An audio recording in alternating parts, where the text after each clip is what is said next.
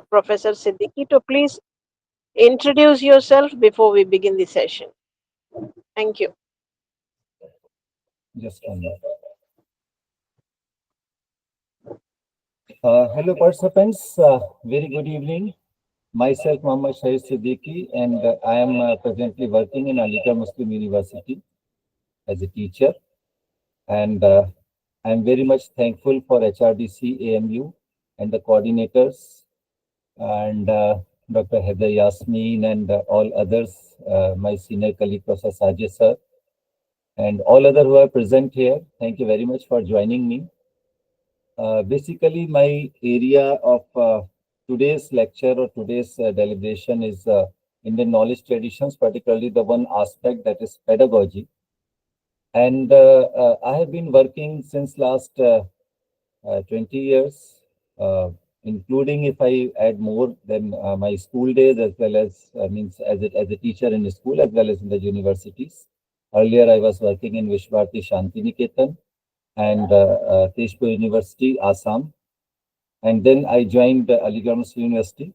So for the last 20, 21 years, I have been working in this particular area. This is not only my area of research interest, but also the area of my passion, basically the Indian knowledge traditions, Indian spiritual traditions, Sufism, and the similar topics like Bhaktiism and so on. So, without wasting your time and without talking much about myself, because my biography is not much of your interest, but whatever talk we are going to have, that may be of your interest. So, concentrating on the talk of today. Just let me share my PPT and then we will discuss this very important topic, Indian pedagogy. Just 1 minute.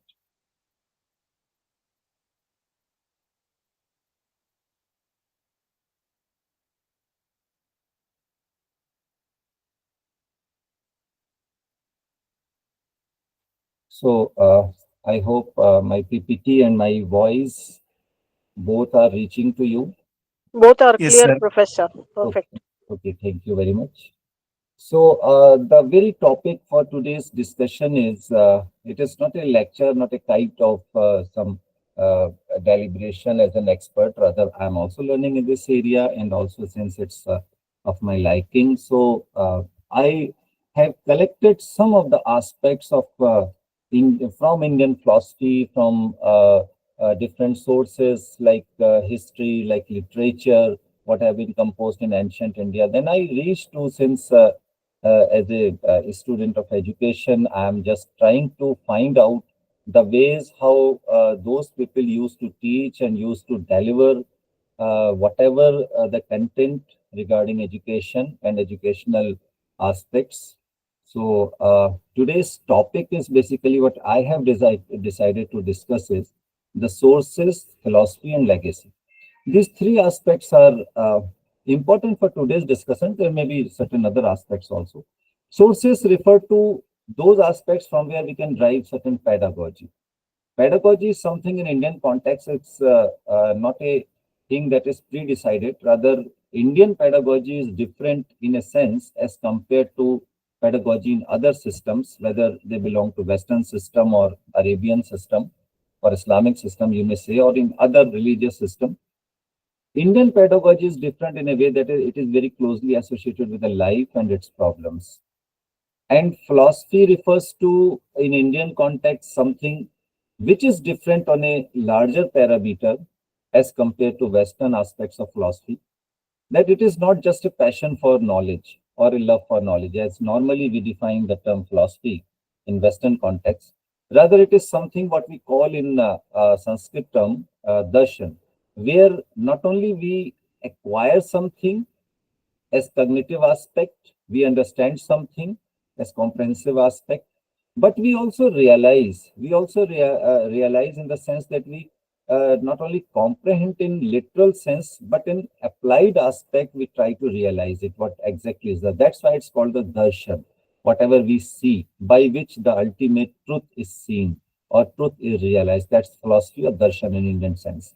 And the third aspect is the legacy, whether everything what was composed in ancient India by the saints and seers and rishis, whether it was just confined to a specific time period of history or a specific means genre of literature, that is sometimes it's classical Sanskrit literature or religious Sanskrit literature, that's the sorry, Sanskrit knowledge system, or something which is still continuing, or there are certain senses of consensus over the time, over the years, over the eras, or still we find some sources or some traces of ancient Indian pedagogy, ancient Indian philosophy, and so on. So the continuity of the legacy refers in that context. So I have just given you the a short glimpse of what we are going to discuss today.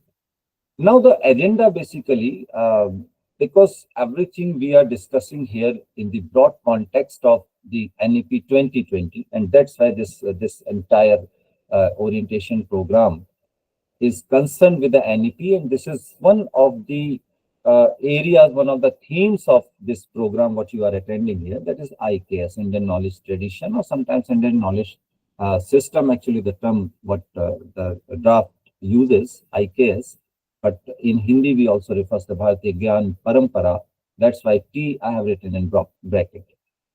Second thing is sources and literature, as we have already defined, from where we get the stuff, we get the knowledge, or what consists of Indian knowledge tradition. Then philosophy and terminology, because certain terms are very important to understand. And in the context of Indian knowledge traditions, terminology is very important aspect, because many terms are there which don't have their English equivalents, or English. You can even not translate in exactly in other language, rather it's in English or even in Hindi. For example, the dharma. Dharma cannot be translated in English. Religion is not the exact translation of dharma.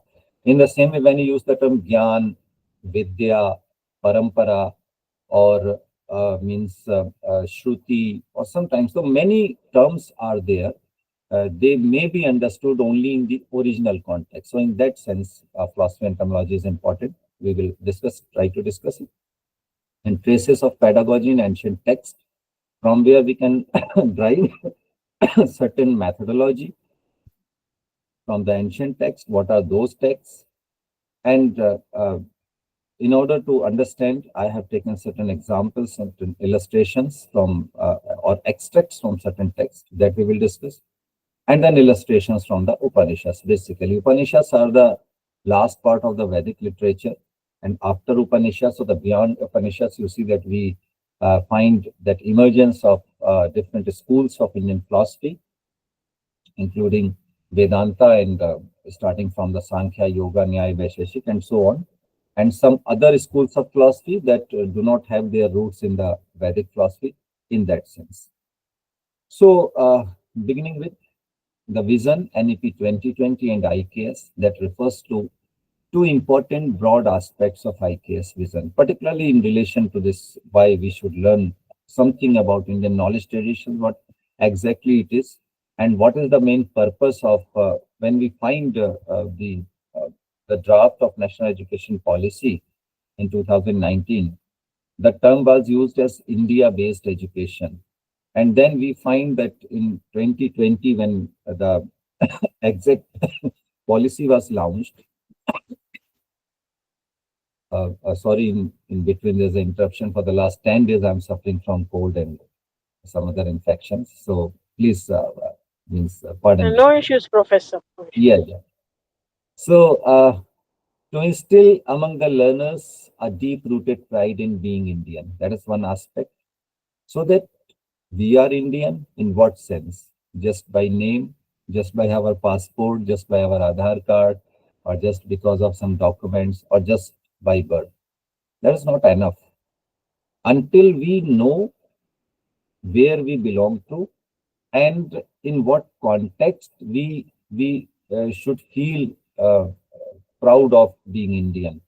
So one important thing is that we have the vast treasure of knowledge, And when the entire Europe was in the darkness of ignorance, not in the sense that they were not means in Europe, when schools and colleges and universities and the concept of education was not even in the Genesis period, India was composing the Vedas and Upanishads and so on. So our history belongs to some 300, 3,000 or 4,000 years back. And it starts just after the IVC industrialization. We find that the world uh, renowned literature in the form of Vedas. And today, when we study the Vedas, we find that a very systematic philosophy, ways of life, and the system, how to lead a life of value, life of virtue, all such things were there. And also, our ancestors used to think about the concept of sustainability. What the sustainability is a modern term actually, but in essence, it was at that time when we used to take care of the nature and its provisions in the form of rivers, in the form of trees and forest.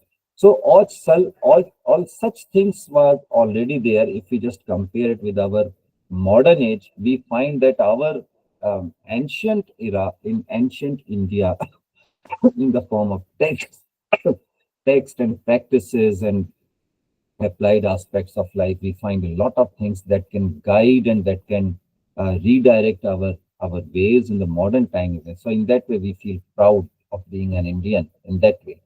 So something belonged to us, what we have forgotten, like a lost empire. So we have to revive it. This is one of the important aspects of NEP. Another important aspect is a truly global citizen. Global citizen in the sense that a person who is are not occupied with a predetermined truth. A person who is considered as a global citizen, who has a sense of respect for the cultures of others, who has a sense of respect for the entire humanity, who has a sense of respect for what other peoples are feeling, or you can say empathy, and along with the sympathy, and also a person who has a heart that thinks about the welfare of all. So these are the things which are required to become a truly global citizen, not just confined to the national boundaries or to the certain terminologies of nationalism or citizenship and so on. Globalism means when you think about the humanity, not only about the nationality. So that concept was already there in the form of Vasudhaiva Kutumbakam. When we see the entire Vasudha, that entire earth is our kutum, like a family, and everyone is the creation of God. So in that sense, we are connected to each other. That idea was already there in ancient Indian knowledge traditions. And another thing is we used to pray for all and sundry, irrespective of all the discriminations, whether caste, creed, ethnicity, and so on. So when we pray, we pray for the entire creation of the God. So in that sense, we see that Sarve Bhavantu Sukhina means all the people on this earth should live a life of peace and harmony and love in that sense. So these values and virtues were already there. So if we just revive them and we just to the next generation, if we try to instill among them, and by way of practice, not just by way of lecturing or by way of just disseminating the ideas in the form of banners and so on, just by practice. So that's the main purpose to become a truly global citizen. Now, understanding Indian knowledge traditions, what exactly it is, if not exactly the glimpse through which we reach to the exact idea. Assumptions are very important in order to understand that what comprises Indian knowledge traditions. And assumptions, or sometimes you may say postulations, they are very important because every idea cannot disseminate an exact idea, any idea in the world, whether it's the law of gravitation, until you assume something, law of gravitation doesn't work. Because if you say that everything which goes up that comes down, it's not exactly the law of gravitation. If you just throw a balloon full of hydrogen, it will not come down towards the earth. So law of gravitation is not applied on a balloon full of hydrogen until you assume. that it should not be filled with the hydrogen and so on in that way. So assumptions are very important to understand an idea. And when we talk about the Indian knowledge traditions or Indian knowledge system, it means it refers to the idea of Bharatiya Drishti, that is Indian way of perceiving something.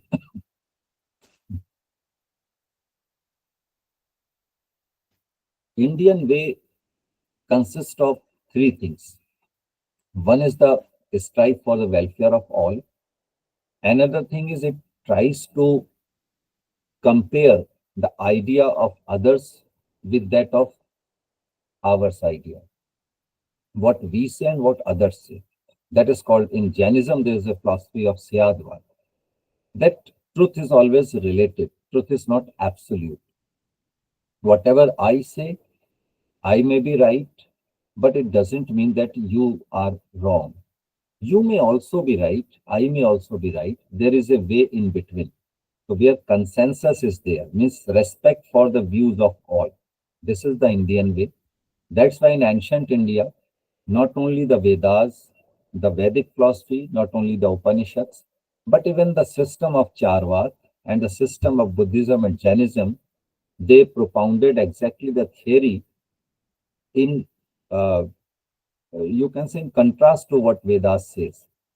But they did not criticize it. They criticized on the basis of certain aspects of life. Not, they didn't criticize the entire Veda. Rather, some ideology, some practices, some rituals they criticized, and they propounded their own ways. That is the middle path by Buddhism, or the Jainism says that the Syadvad, that is the relativity of knowledge. Exactly what Vedas says, that in only Brahm Satyam Jagat Mithya, what Shankaracharya says in 8th century. So only Brahm is Satyam Jagat Mithya. That is one aspect of Vedanta philosophy. In comparison to it, another aspect is Syadvad, the Jainism, that everything is relative. Nothing is bad, nothing is good. Everything is considered in relation to something else. So in that way, Indian knowledge traditions comprises of Gyan, Vigyan, and Jivan Darshan. Gyan is something which refers to the cognitive aspect. You know a thing and you don't know a thing. The journey between not knowing to the knowing is known as the Gyan. Means acquisition of some information and converting it into the applied aspect, that is Gyan. And Vigyan is when you try to apply this knowledge, specialized knowledge. And Jivan Darshan is basically when you realize the essence of knowledge in your own life and you just make certain parameters to take the decision. Like when we take decision, we always think about the future, that what will be the impact of this decision. This is the Indian way. This is the Bharatiya Drishti.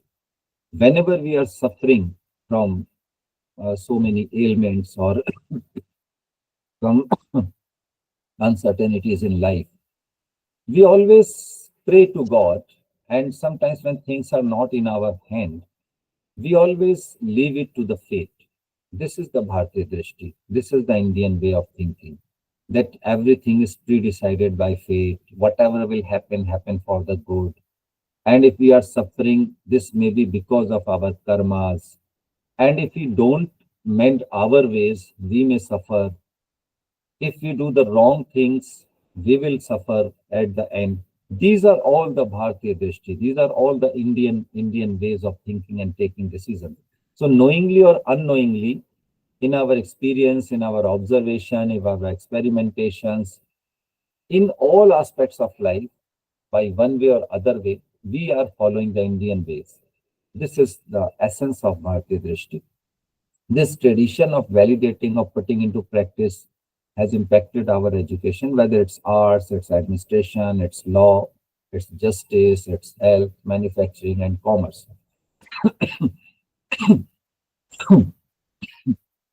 How this aspect is reflected, for example,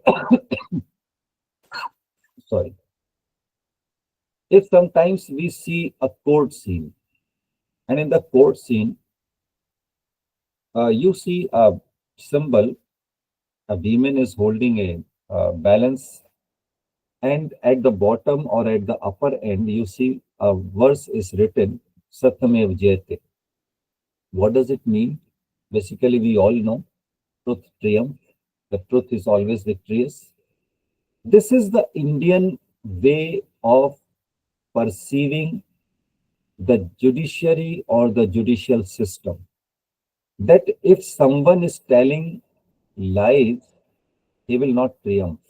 At the end, truth will triumph. This philosophy comes from the Mundak Upanishad or the Upanishads, you can say, from ancient Indian traditions. So, in our judicial system, we follow the Indian philosophy. In the same way, if you visit any nearby police station, just for the sake of understanding the idea how Indian philosophy or Indian knowledge traditions is being followed in the area of police administration, on the walls of police administration, or somewhere behind the seat where the means circle officer or the thana adhyaksh sits, you find something is written on wall, a shlok from Bhagavad Gita. Can any one of you please remind me what is that shloka taken from Bhagavad Gita written on the walls of police station? Any idea? I'm just telling you the how Indian knowledge traditions, we are all connected with that. This is nothing new. Any idea?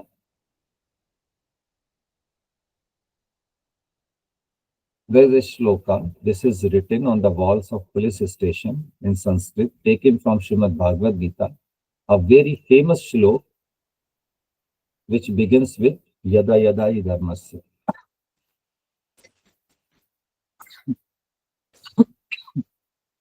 There are two lines.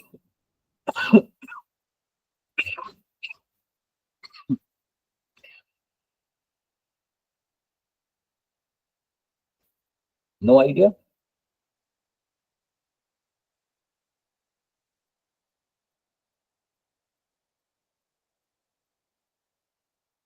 I'm not sure whether you are listening to me or not. My voice is audible.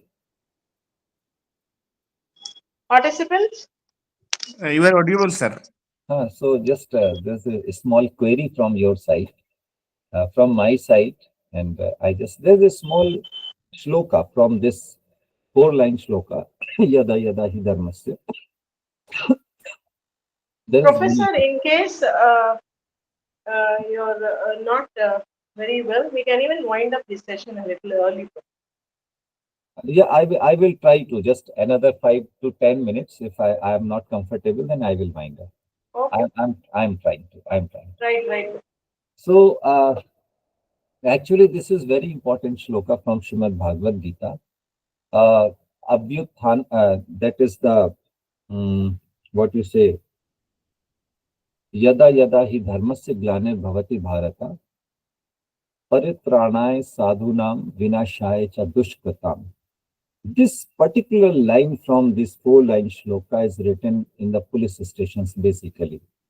And it means what Sri Krishna says, that I am good for the good people, and vinashaya cha dushkratam, those who are bad, for them I am a curse. So this is the philosophy taken from, extracted from Srimad Bhagavad Gita, that becomes the motto of Indian police or Indian police services, if you say any IPS. And normally it is written in the police station. So that's why I'm giving you the illustration that how Indian knowledge traditions is disseminated in all the areas, whether it's arts, administration, law, justice.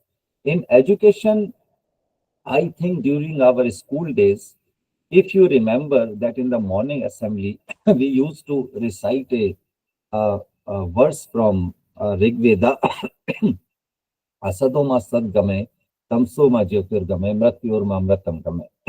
So these are the lines which just motivate us, that lead us from darkness to light, lead us from means death to life, and lead us from untruth or falsehood to the truth.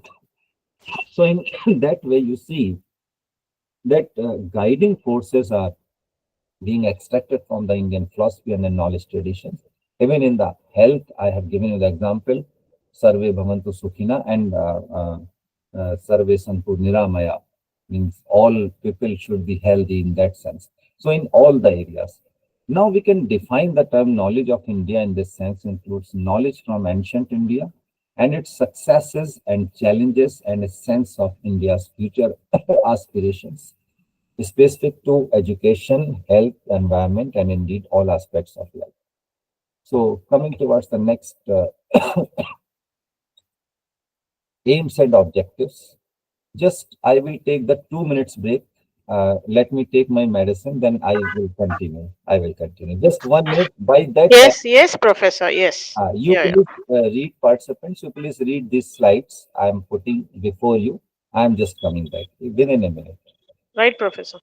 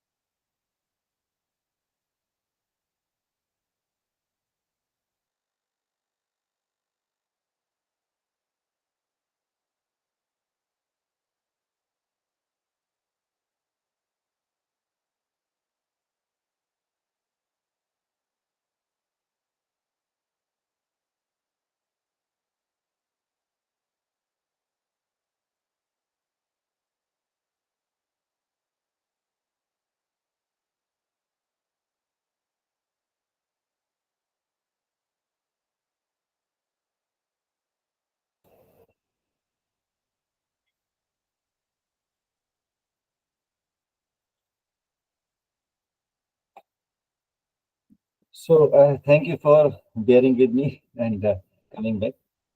So aims and objectives, I think you have written it down. No need to discuss further because the aim we have already, because in the context of national education policy, all the aims are described.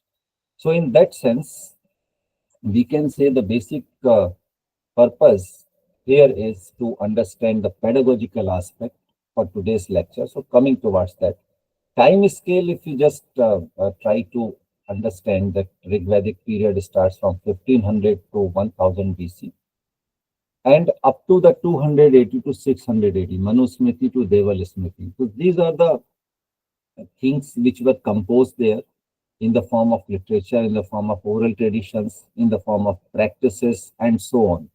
So not only just confined to the literature composed during this uh, area, 1500 BC to 600 AD, but also certain practices, certain traditions, certain applied aspects, certain rituals, they all composed or created a vast arena of Indian knowledge traditions. So major knowledge movements, we can say, emerged during this period. And also you see that the third Renaissance starts in 18th century. I'm calling it the third Renaissance because first Renaissance started in 600 BC. That is the Buddhism. And second Renaissance was started by the Shankaracharya when he challenged the that time contemporary system in the philosophy and he established the schools of Vedanta and beyond Advait Vedanta. Actually, Vedanta was one of the six Indian schools and Advait Vedanta was the starting point of Shankaracharya's debate And then it reaches to the 16th century to Chaitanya Mahaprabhu, 16th century, where we find the Veda Bhedvada, Achintanya, like that. And then the third Renaissance starts in the 18th century AD, where modern Indian literature is being composed by Ishwar Chand Vidyasagar, Dayanand Saraswati, and also the Raja Ram Mohan Rai. And also it reaches up to the era of national movement, where people from all the areas, irrespective of caste or ethnicity or religion, they were contributing to the enrichment of Indian knowledge traditions. And that also contributed to the national movement or national freedom movement. So in that sense, Swami Vivekananda was one of them, the enlightened figure. He's also called the father of modern Indian Renaissance in that sense. And now the sources and literature, basically, we all are acquainted with such sources, what we have been studying since our school days. And we all see that there are four Vedas. But the terms may be acquainted, may not be acquainted. Those who belong to philosophy, those who belong to history, probably are more acquired or aware about this terminology. But those who belong to some other disciplines are not very much acquainted with the philosophical traditions or historical traditions.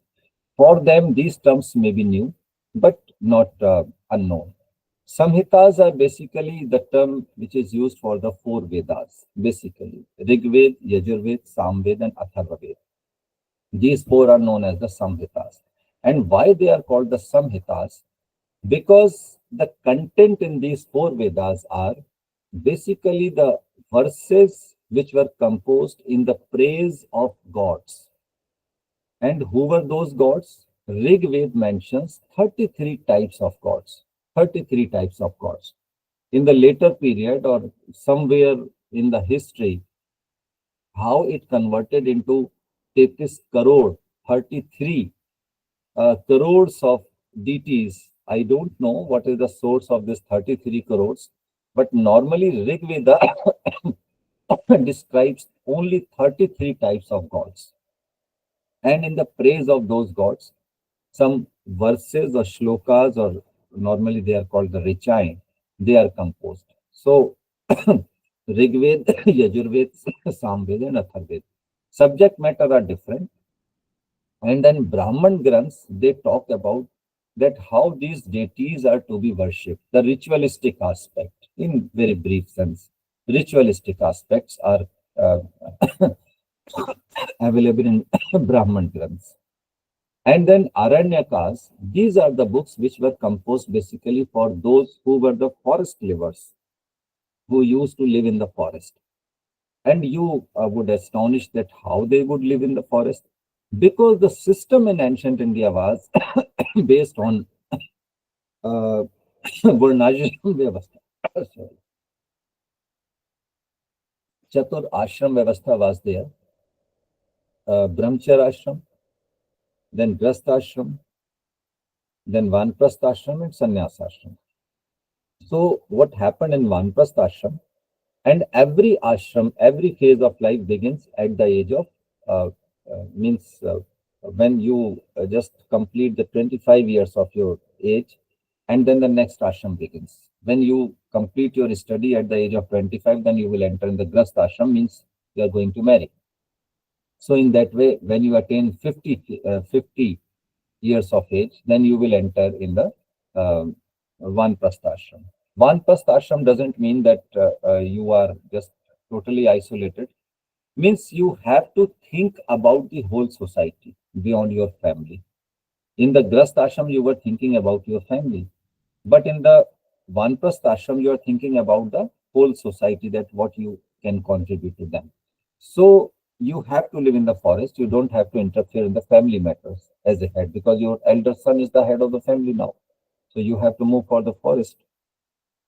Forest is a place where you find the solace and peace of mind, and you have more opportunity to think more.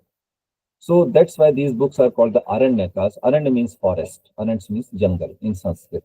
So these books also provide us certain questions which were based on the logic and reasoning. So people started thinking that why we worship this particular deity, why we worship in that particular way, what is the form of God, and who has seen God, like that. Some questions start coming. Because in earlier two things, Samhitas and Brahmanas, we just established a predetermined truth that there's a Brahm, there are 33 deities, and we have to worship, we have to ritualistic practice like that. But philosophically, we try to think in the Aranyakas, and then Upanishads were composed when these forests were converted into the well-established gurukuls or the ashrams where rishis were dwelling and they were teaching their students. So Upanishads are the highly philosophical books based on uh, philosophical discourses. And Shruti is a term which is used normally for this Vedic literature. Why it is called Shruti? Because Shruti means whatever we have heard. So, the product of the divine revelation. Because Vedas were not composed by any human being, it is considered as the revealed literature. So now, again, the another source of literature is the Smriti, Dharma Shastras, starting from the Yagvalkya Smriti. The subject matter is very important as far as Smriti books are considered. The subject of Smriti books are the contemporary political system, socio-economic traditions, ethics and morality, conduct, vidhi vidhan, religious obligations or social systems, and so on. Now, some supplementary books were there. They are called as the Vedangas. Vedangas are basically the ang of Vedas. They are the supplementary or supporting books in order to understand the Vedic literature. Like Shiksha refers to the science of phonetics, how to pronounce a particular word. Kalpa, rituals, basically written in the forms of formulas, sutras. They are basically the guiding books how to perform a particular yajna and what material is required, what type of measurement is required, what time is required in that kalpa regarding rituals. Then Vyakarana grammar, you see, Nirukta etymology, what is the origin of a particular word, and Chanda, the poetic diction or the meters in the poetry, and the Jyotish or astronomy.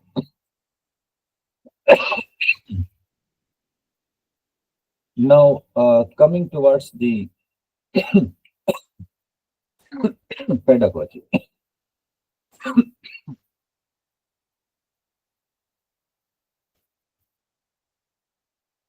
I'm just giving you the picture of the three books because in a lecture of 1.5 hour, I think not completely 1.5 hour, and because of the disturbance due to my health condition, many things are distorted here. So these three books are very important. If you just keep them in your memory, whenever you try to find some authentic source to read about Indian knowledge traditions, that's why I'm giving you the titles of these books. One is the educational system of the ancient Hindus by Santosh Kumar Das. Another is Ancient Indian Education by Radha Kumud Mukherjee. And third one is Education in Ancient India by A.S. Altekar. So these are the three books which are very important. If you just try to comprehend the deeper understanding about Indian knowledge traditions, particularly about Indian philosophy and educational aspects, and particularly in the pedagogy. So how pedagogy refers to what to teach, how to teach, where to teach, and creating the conditions and environment of learning, and invoking curiosity to learn. So pedagogy doesn't mean only the methods of teaching. Rather, creating an environment for teaching is also very important aspect of pedagogy. When we talk about the pedagogy of Vedanta, we see in Vedanta or Vedanta philosophy, what does it mean? Because I have skipped certain slides. Earlier, it was referring that from where the Vedanta comes. Vedanta is the last part of Vedas, not in the sense that this is the last chapter of any Vedic book or any Rather, this is the philosophy which was composed at the end of all the Vedic literature. And second thing is,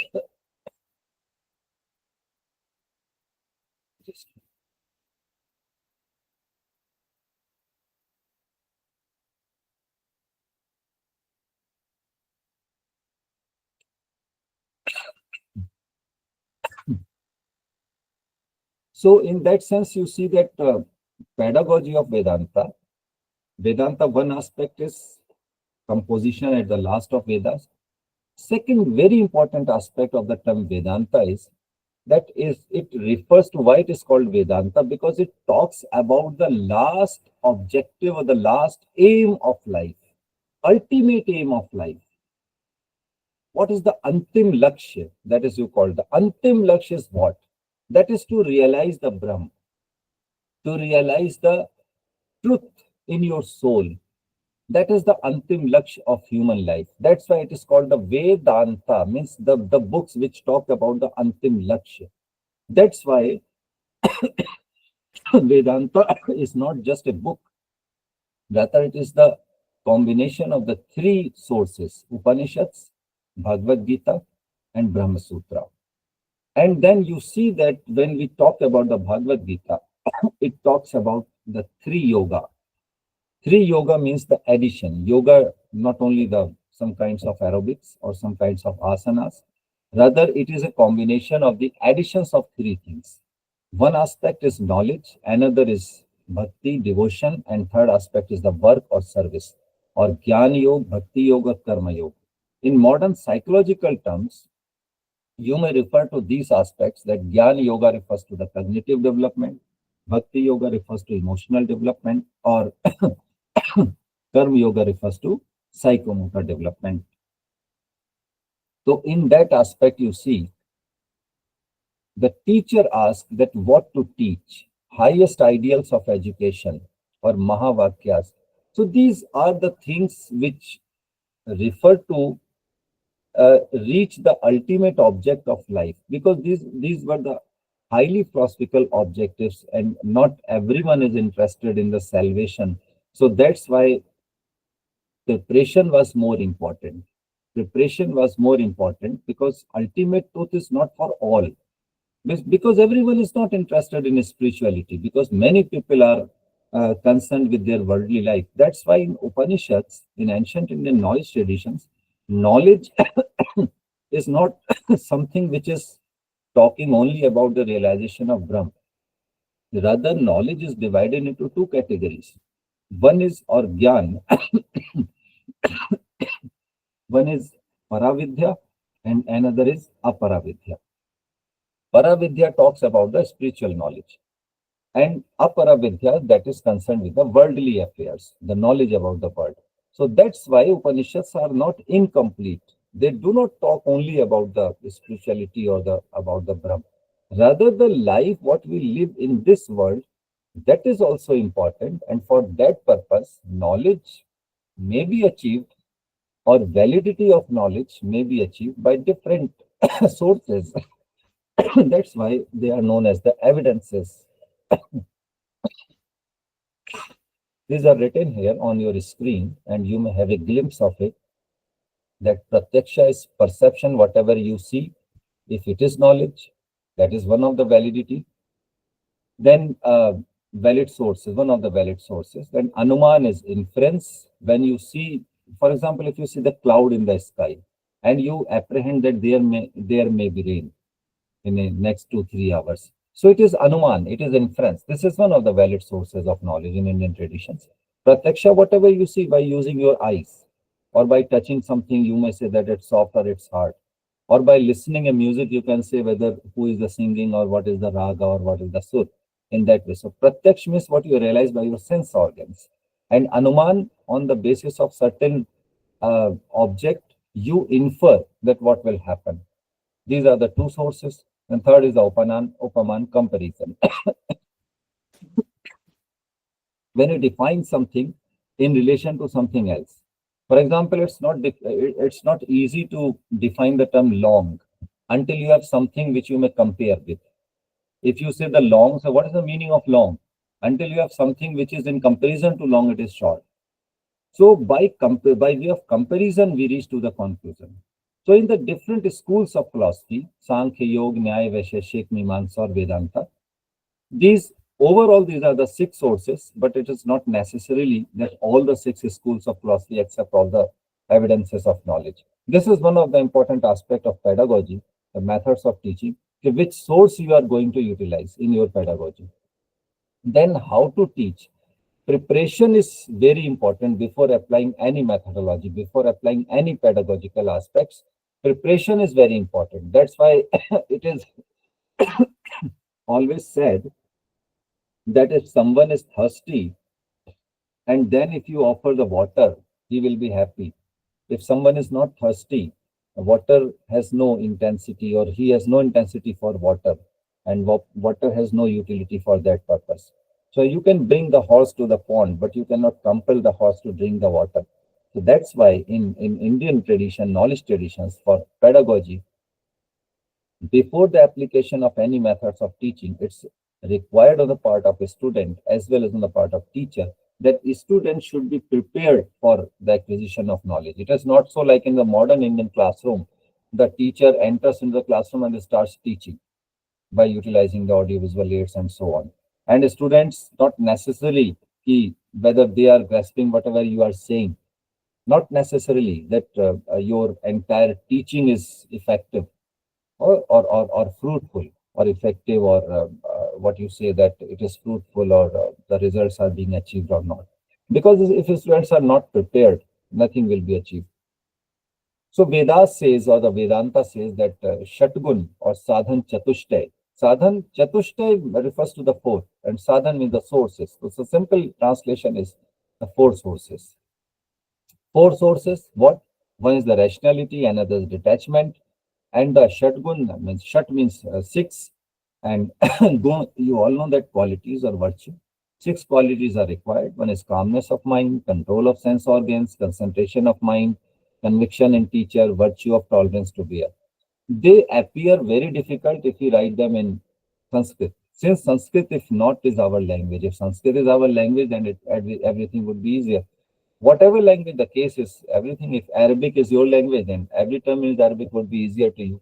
The same thing is because English is associated to all. That's why if I write the calmness of mind, it's easy to understand. Otherwise, Sam, Dam, Uprati, Shraddha, Titiksha, or the Samadhan, they appear a little difficult. But if you read them in your own language, that is the same thing what often we follow in the life since our childhood days, calmness of mind, our teachers teach us, control of sense organs, that also our teachers teach us, concentration of mind, without concentration, nothing will be achieved.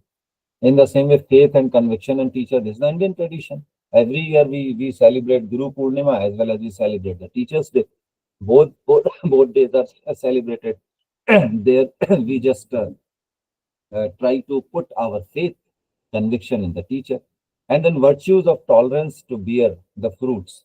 This very important. Titiksha is very important aspect too, because a student should always be ready to bear the fruits of his achievement. If suppose if he fails or she fails, then what will happen? If he fails or she fails, what will happen? Then he would be deserted. He would be a little disappointed. So that's why Indian pedagogy says that you should always be ready to bear the fruit. And that's why in Srimad Bhagavad Gita, it is said that karmandevadhikaraste ma phaleshu kadachana. Means if you are doing any work, it means you should give your 100%, more than 100%, whatever you can say, whatever you can give, and then leave the fruit on God. It doesn't mean that you don't have to aspire for the fruit. It is nothing to do with neki kar dariya mein dal. That's not the meaning of this particular shlok of Bhagavad Gita. Whenever you are committed to do certain thing, you have to give your 100% and more than 100%. If you do the thing with the right intention, there is no reason to get the positive fruit. If the fruits are negative, it means it the thing was not good for you. This is the Indian actually way of thinking, what I have already said in the beginning. Then you should not be disappointed. You gird up your lines for the next achievement. So Disappointment is not the rule in Indian philosophy. Philosophy begins with the disappointment that everywhere there is sorrow, but it ends in the Anandavad. That is the basic idea of Indian philosophy, that everywhere there is dukkha, everywhere there is sorrow, but when we understand the reality of this sorrow, if anything is achieved, that will be left someday. So in that way, why to shed our tears? Why to be disappointed? Why to waste our present for something which is not in our hand? So we should believe in the karma. We should leave the fruit in the hands of God if we do with 100% intention. And then mumukshatva, purity of intention and efforts.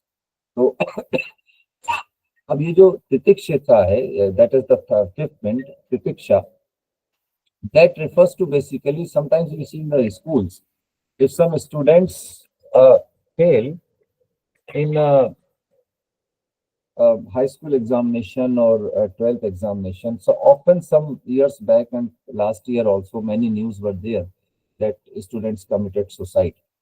So it is the, I think, responsibility of the teachers that they should prepare their students to bear the fruits. And that was already the idea there is the Indian knowledge tradition. This is the part of pedagogy actually, that students should be ready. If they fail one year, another year they will pass. Because many years we waste. If one year we fail in one examination, what does it mean? It doesn't mean that you will end your life. So that is the purpose of pedagogy also. That's why I'm saying that Indian pedagogy is different from that of other pedagogies, whether they belong to Western pedagogy or some other areas. They just concentrate on the methodology of teaching, application of resources, application of technology, and how to make the study material interactive or interesting and so on. Everything is based on the teacher. Nothing is based on the student.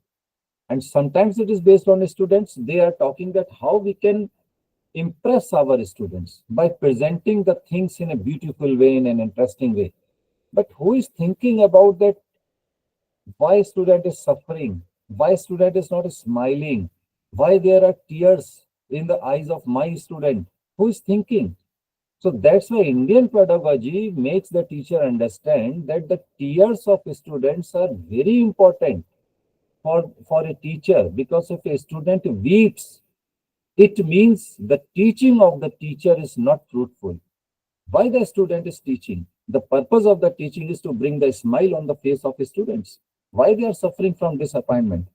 So that's why Vivekananda says that in you is all power. In you is all power. Realize, uttishtam, jagratam, prapyam, varanya bodhata. उठो जागो और तब तक मत रुको जब तक लक्ष्य की प्राप्ति ना हो जाए. So in you is the, because education is the manifestation of perfection already in man. That is what Vivekananda says. So this perfection, how to come it out, how to bring it out. What Gandhi also says, this drawing out the best in body, mind, and spirit. How to come it out? By way of pedagogy. So until, and that's why I often use a term KYC. Normally, when we apply for a gas connection or a bank account, we have to provide KYC to our banks, to the producer, to the supplier. And what does it mean, KYC? Know your customer. Here you just provide your identity, your other documents so that they may understand you. So until you provide the KYC, they will not provide you the gas connection or electricity or telephone bill and even the mobile number, so on. So it's very important on the part of the supplier to identify you.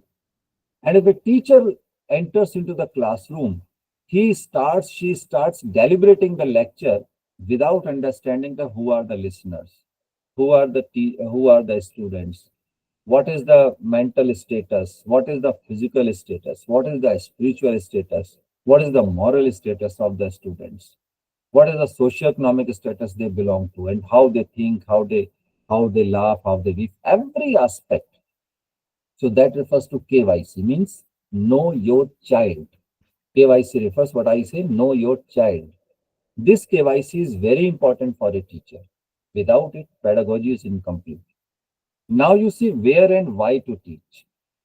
Where and why to teach. In the context of Indian knowledge traditions, you see that these are the koshas, that is the treasuries or the repositories. Repositories, what Vivekananda says, that in you is all perfection. Perfection is already there. This perfection is known as the repositories of knowledge, the bliss, the perfection, the virtues, the motivation, and so many virtues are there inside. They are in a ladder position, one by one. So means ultimate is Anandmay Kosh, and the first one is the Pranmay Kosh, Anmay Kosh. Anmay Kosh, then Pranmay Kosh, then Manomay Kosh, then Vigyanmay Kosh, and the Anandmay Kosh. They all refer to here, the title is also written that physical body, then vital life forces, then mind and thoughts, then intellect, wisdom, balance of mind, and then bliss, harmony, expanded awareness. So these develop in a ladder position, step by step, because there's no time, because the positivity of time, I'm not going to discuss in detail. But you see, as the figure says, that the development begins from outside to inside, and how teacher takes it, that Anand, my coach, is concerned with the vocational development, because pedagogy refers to uh, an aspect of life where students feel that whatever I am learning, that will also produce the positive effect on my livelihood, on my vocational life, on my professional life, that this knowledge will also support me to uh, earn the livelihood as well as to support my family. So then he will be satisfied that yes, teacher is teaching me well. And in the same way, if teacher is teaching a student and a student is suffering from some health issues or mental health or physical health problems are there, so teaching would not be fruitful. So that's why pranmay kosh, or the physiological development, is equally important. That's why in schools physical education is equally important. So in that sense, you may say that it is a holistic development. And the last part of our discussion is characteristics of Indian concept of pedagogy. Pedagogy was adopted accordingly to seeker of knowledge. Means pedagogy is something not which is already decided or predetermined, or it is not a list of the methods of teaching. According to the student's level, according to the desire, according to the questions, according to the situation, teacher and student both will decide that what are the ways to teach. One thing is education and life. Methods of education are derived from life. One thing. Integral knowledge means importance of intellect, exploration, and realization of the superconscient. Means कि knowledge is integrated. Knowledge is something which is a set of one particular subject. Whatever knowledge we are getting inside the classroom, the same knowledge being utilized in our day-to-day life. So that was the integration of knowledge. That's why integral education is a concept that Sri Aurobindo talks about. That knowledge should not be given in the isolation. Means whatever you are providing to your student as a textbook content, and students is able to correlate it with the solution of day-to-day problems in life, or knowledge if is not in the uh, uh, in compliance to the solution of day-to-day life, then this knowledge will be a waste for the students. If he is spending 6 hours to for example, we just teach our students physics or chemistry, and in the classroom, and our students secured 95 99 marks out of 100 in the physics. But in our homes, if they are not able to identify the defect, if there is a defect in the electricity line, and they just call upon a boy who come and to just repairs and gets the 500 rupees, and that boy has never seen a classroom where teacher is teaching the physics. So that illiterate boy, or that the boy who is unskilled laborer, he has all the practical knowledge to repair all the electricity wires. But your student who has secured 99 marks out of 100, he is unable to even identify the fault. in the electricity wire in your home. So what is the use of this knowledge? Which knowledge is not integrated with our day-to-day life. So that was the very important aspect of Indian concept of pedagogy, that knowledge should be utilized for the solution of life. Otherwise, this knowledge is of no use. This is just the information. Human potentialities and pursuit of individual and collective perfectibility. Knowledge is not something a set of information. Rather, knowledge will provide you the opportunity to identify your potentiality as a student, as well as next level, to reach your status towards the next level by way of the pedagogical dissemination. Means if you think that I can do it, and you when you do it, then you again set the parameters for another uh, means establishments. So the knowledge does not confine a person up to a point. Rather, it is a progressive development unto the last. And that's why you reach to the Anandamay Kosha. That's the main purpose. And now, story and dialogues as pedagogy.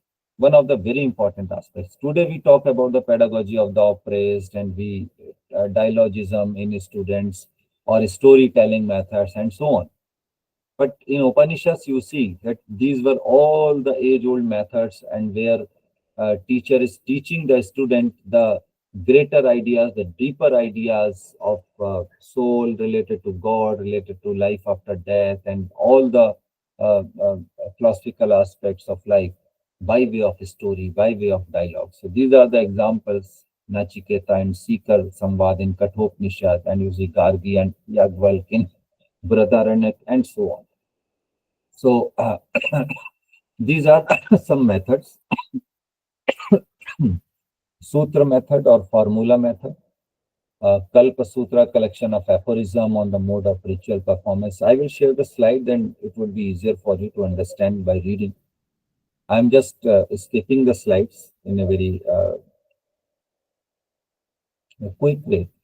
Parishad debating circles and conferences. This is another method as suggested by the Upanishads. And for example, Yagvalk and Gargi Samvad. Debate is the outcome of one such national conference in the court of King Janak. And Upanishads were the result of such scholarly discussions and highly erudite conferences. And you see, not only in Upanishads, but also in Buddhism and in Jainism, we find the traces of vihars, where uh, the assemblies, four historical Bodh assemblies were conducted, and out of them, one of them assemblies, the Buddhism was divided into Hinayan and Mahayana. So these assemblies were the outcome of the highly decorated discussions, debates, or circles in the Bodh Vihar. And actually, the what we call the Nalanda universities are the Vihar. Vihar were the Buddhist centers of education, where debating circles were the prime source of pedagogy. Nalanda Vihara, world famous centers for such conferences. And another two methods are Vyutpatti, that is etymological methods. The meanings, that what is the source of a particular word. So students were expected to reach to that source with the help of teachers, and then they would be able to understand the meaning. Then Urdhva Parvachana, that is subsequent method. The teacher first determines the previous intellectual level of seeker, and then it starts the next level. What we normally do in our B.Ed teachings, that we write in our lesson plan the previous knowledge of the student. And then the teacher starts that this much knowledge has already acquired by the student, and now we have to begin from this point. So this is the assumption that, for example, if you are teaching in class 10th, so you assume that up to 9th, the student is acquainted about the concepts what he has already studied in the class 9. So this is called the Urdhva Parvachana. The example is Sanat Kumar did not start teaching Narada. Sanat Kumar was a rishi, and Narada reached to him, and the Sanat Kumar asked him that why have you come to me? So Narad told Sanat Kumar that I have come to you for the acquisition of a certain knowledge. Then Sanat Kumar asked, what you have studied? Then Narad says that I have studied all the Vedas and all other Brahman Granth and so on. So Sanat Kumar says, these are merely the words. Knowledge is something different. These are merely the words. So from that point, he started teaching.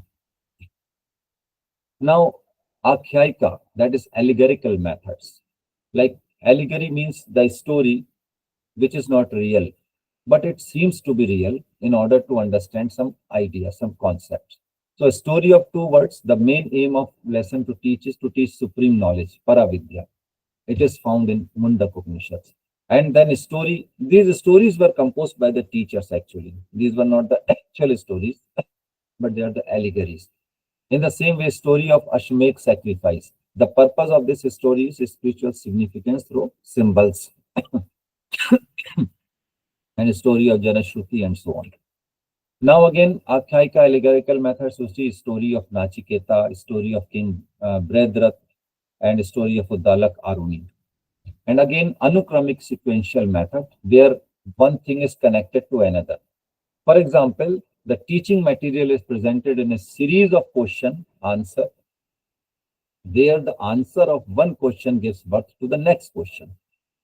This example is given. Gargi says, if all this is saturated by water, by what is water pervaded? Then Yagyavalk answers, by air, O Gargi. Then Gargi again says, by what is air pervaded? Then Yagyavalk again says, by the sky. Then Gargi says, by what is the sky pervaded? Then Yagyavalk says, by the word of Gandharvas. Then Gargi asks, by what is the word of Gandharvas pervaded? Then Yagyavalk says, by the sun. And the discussion continues until they reach to the conclusion. So this is called the Anukramik or the sequential method. Then again you see that the Drashtant or symbolic method, analogy, this is called the analogy. So Yagyavalk adopts the analogy of conch, fire, ocean, spider, king, hawk, cart, mango, fig. Why? To explain that there is inherence of pure intelligence in everything. Here, a beautiful example is there. Uddalak, Uddalak Aruni was a rishi, and his son was suspicious about the idea of origin of this universe, that who has created this universe and what is the ultimate source of this universe. You know, then he reached to the son, to the father and Uddalak. Uddalak says, bring a fruit from that Nyagrod tree. Nyagrod tree is a tree which is called the knowledge tree. And there's a fruit, like in modern time, we see that gular. Gular is a rounded shaped fruit like plum. And the son brought that fruit. And then Uddalaka says, the rishi says that just break this fruit, a small fruit. And then what you see? Then Uddalak, the son says that I see numerous seeds. The small seeds are there. Anu eva. Then Uddalak, the rishi says that break one of the seeds. Those small seeds, the tiny seeds. It is broken now, sir. The son says. Then again the rishi says, what do you see there? Nothing. Because out of those very tiny seeds, obviously you will see nothing. Nakinchana. Then Uddalaka says that in this nothing, everything is existing. Because in this nothing, what you cannot see, this entire Nyago tree is existing. If you sow this seed, after some time out of the soil, you will find the sapling and then plant and then you tree. So whatever you cannot see, in that nothing, everything is existing. This is the nature of God. So this is the analogical method which was there in the Upanishads. Through this method, they used to teach the very complicated ideas. And again, you see that few other methods are there: the prashna, questioning, vyakhya, anuvyakhya, explanation, or the dhyan, meditation. And these three methods are very popular: Shravan, Manan, and Nididhyasan. Shravan basically is concerned with what you listen, basically, knowledge by the listening. And Manan, knowledge by contemplation. Whatever you have listened, if you just try to understand it. And then Nididhyasan, when you apply it, the experience, what we in national education policy, a term is very popular, experiential learning. This experiential learning is the Nididhyasan. What you learn by experience, learn by application, and whatever knowledge you have, you just try to apply it. So these three are the very popular methods. And some examples, last of all, Yama and Nachiketa Samvad, Kathopnishad. So you see that out of these samvads, what we draw, what teacher naturally draw. This was also one of the pedagogical aspect. The teacher used to draw the conclusion, what take out you are just driving from this. So dedication, motivation, testing of intention, fair inquirer, firm determination, rational questioning, sequential answering or testing of patience. These are the takeouts by Yamet Nachiketa Samvad. Another is Prajapati as teacher, Chandok Upanishad, taken from Quest for Knowledge by Indra and Virochan. Virochan is the king of Rakshasas, Asuras, and Indra is the king of or the leader of the Devatas or the deities. So when they were both fighting, and often they used to fight, sometimes they come to know that there is a Brahm Vidya, whosoever achieves it, he would never die. So they both reached to the Brahma, and Brahma just asked them to do certain practices. So the Virochana failed in achieving all the parameters, and Indra succeeded. So he got the Brahma Vidya. So the quest for the truth is in Chandogya Upanishad, the entire story is there. Quest for the knowledge, patience, sequential method, meditation, brooding over acquired knowledge, realization, hard work, tapasya. These are the outcomes. So every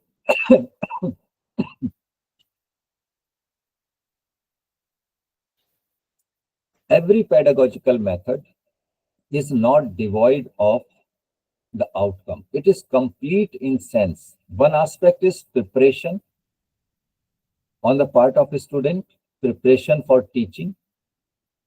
Then the aims are decided, what to achieve and how to achieve, methods. Third thing is what have been achieved. These three things are the important aspects of Indian pedagogy, not just the methods or techniques. Then a string of questions, Rishi Pipalad and the seekers. This comes from extracted from the Prashnopanishads. Six students reach to Rishi Pipalad. He is sitting in the ashram. The sixth student says that Guruji, we have come for testing. Give us certain testing, or we have some questions and you answer them. Then we will be awarded the degree by our ashrama preceptor. Because it was the tradition in ancient Gurukul system that if you are reading in one Gurukula system, after the completion of all the syllabus or the curriculum, you have to approach to the teacher of another Gurukul. You have to visit to another Gurukul. Like if you are teaching in Gurukul A, you are studying in Gurukul A, that at the completion of your entire study in Gurukul A, you have to approach to the Gurukul B or C or D and so on. Anyone. And whatever teacher was there, because in ancient India, Gurukuls were established by the names of rishis, that Guru Vashishta's ashrama, Bharadwaj ashrama, and, or Kanav ashrama, and so on. So in that way, Rishi Pipalad was one of those rishis. So these students are also studying in somewhere else, but they reached to Rishi Pipalad. Rishi Pipalad said to them that you have just come. This time I will not answer your questions. Stay here in the ashram for 1 year. Do whatever our students do. After 1 year, ask me the questions. If I know, then I would be able to answer. This was the very humble answer of Rishi Pipalad. A teacher is saying, Rishi is saying, if I know the answer, then I would reply. What does it mean? That is the education requires the humbleness. It doesn't mean that if you are a Rishi, it means all the knowledge is in your province. So education brings the humbleness, not the arrogance. These are the teachings what we take out from the Prashnopanishad, basically. So these are the takeouts: preparation for questioning, patience, penance for faith, wait for suitable time, because education requires patience. See, the primary teachers, it's very difficult to teach the small students, and we don't give much weightage or respect to the teachers who are teaching in the primary section. We always have a reverence for a professor, for a university professor. So teaching in a higher education is not a difficult job, but teaching to the small, tender hearts, tender kids who are just in the beginning, like the birds, like the blooming birds, and a teacher in the primary section, in the nursery sections, the most important thing what she is applying, he is applying is the patience. That is the fundamental technique of pedagogy. So teacher in the primary class, if is devoid of the patience, he or she cannot teach. This patience is the outcome of this Prashna Upanishad. So thank you very much, and I'm very sorry for the disturbances in between. Whatever I could do, thank you very much. God bless you. Thank you, Professor Siddiqui. Actually, despite your cold, you did fabulously amazing job. The topic that you chose was very much new to us. You tried to connect all the ancient pedagogies with the modern ones that we are using. In fact, whatever we are using, I think so it's on the basis of the old ancient one. Like you told about that the teachers used to develop stories in order to make their students understand the situation, and likewise we are also developing situations and caselets and all that to make the students understand. So, and the gyan and vigyan, the difference between the two, and so many other things. You narrated the sayings of the philosophers, the practices of the saints, the munis, and all. It was very, very enriching and very new to all of us. Thanks a lot for your interesting session. Thank you, ma'am. Thank you, ma'am. God bless you all. So, participants, thanks for attending. We shall once again join tomorrow. Tomorrow is a Saturday, but do not forget to join at 3:30 p.m. Thank you very much. We shall adjourn for now.